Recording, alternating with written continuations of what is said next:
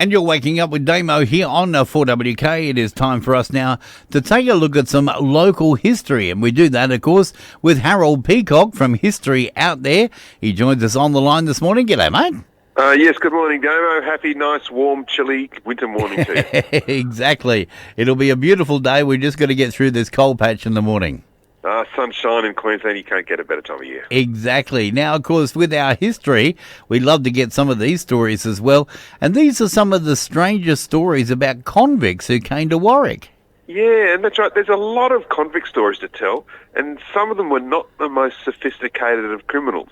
And here are just three of them. Right. It starts with 1849, so right back in the early days. There was Philip Callaghan. Now, he appeared in the Warwick courthouse on a charge of having broken into Mr. Marsh's store at Maryland. Now, the old town of Maryland was 28 miles from Warwick and 9 or 10 from Stanthorpe on the old Coventry Road. And it was at 11 o'clock at night, Callaghan broke into the front door of the store using a pickaxe, so not all that sophisticated, and he stole 400 pounds of sugar and 29 pounds of tobacco. Now, after waking up half the town with the noise of breaking the door, Callaghan was spotted carrying 2 bags across his arms. And on seeing the witness, he put the bags on the ground, and in a strange bid to hide the evidence, he laid on top of them. He then covered his face with his hat. Now, of course, the witness went up to him and, on removing the hat, recognised Callaghan. The game was up. So, Damo, that's an example of the sophistication of the convicts that Warwick had to contend with over the next 50 years. Now, St Helena Island, that was in Moreton Bay. It was declared a high-security penal settlement in 1867, although the island was actually first used as a prison as early as 1826. Now, there were a number of escapes, including one in 1871, when a prisoner was identified, or he was identified simply as Bevan. Now, Bevan was annoyed at what he considered some harsh treatment, and so he picked up a sugar cooler or a box that he saw lying about, walked down to the beach, waded about half a mile because it was low tide, and launched his unusual boat.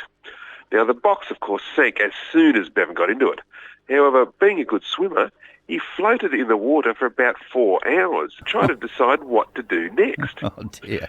Now, once it became dark, he saw the lights searching for him on St Helena Island, so he made for Fisherman's Island instead.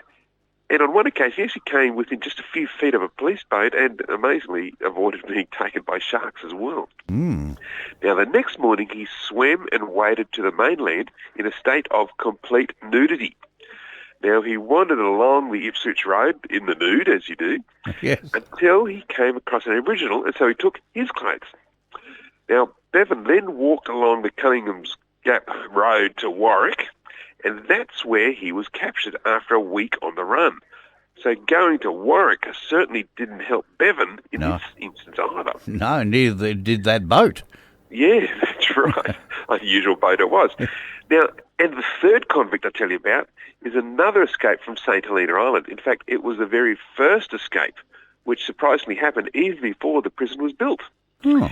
It was in 1866, 2 prisoners were put to work at the jetty, squaring timber, and incredibly were put in charge of the boat there.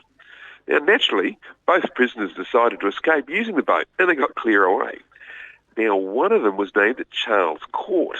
Now, he was undergoing 2 concurrent sentences of 5 years at St Helena for horse stealing. Now, Court, first of all, made his way to New South Wales, where he conducted himself so well that a well-to-do relative promised to make him his heir if he returned to Queensland and fulfilled his sentence. So Court, therefore, in 1871, travelled overland to Warwick, where he surrendered himself to police. Now, he still had 4 years and 1 month to serve. But that's where this story goes a bit weird. You see, the court decided, despite the prisoner actually having escaped, that he could not be held on his original sentence because his sentence of 5 years had expired. And so Charles Court was amazingly discharged from custody, a free man. Wow. And so these 3 convicts, one that hid under his hat, the nudist, and the one who turned himself in for inheritance, they all came through Warwick with very different outcomes. And Damo, if you want, I'll tell you about some of the more interesting convicts through Warwick in the future, if you like, as well. Well, These three, they take that hat, I think. Yes. Well, you can't ever, hide under your hat. And, when you're walking through the streets nude, you've left yourself wide open. That's right. Even in Warwick, you'll be spotted. Even in Warwick, you'll be spotted. All right, mate. Appreciate it. Another great tale. And, of course, people can jump onto your website and check out all of the details of that story and more. That's right. Go online to historyoutofthere.com. The stories are there, all there for you. Fantastic, mate. You have a great week, and we'll talk again next week. You try and stop me. There we go. Harold Peacock. Check out the website, historyouththere.com, for that story and many others as well. It's always a great yarn and a great insight into our local history. We'll take a break. Back with more in a moment.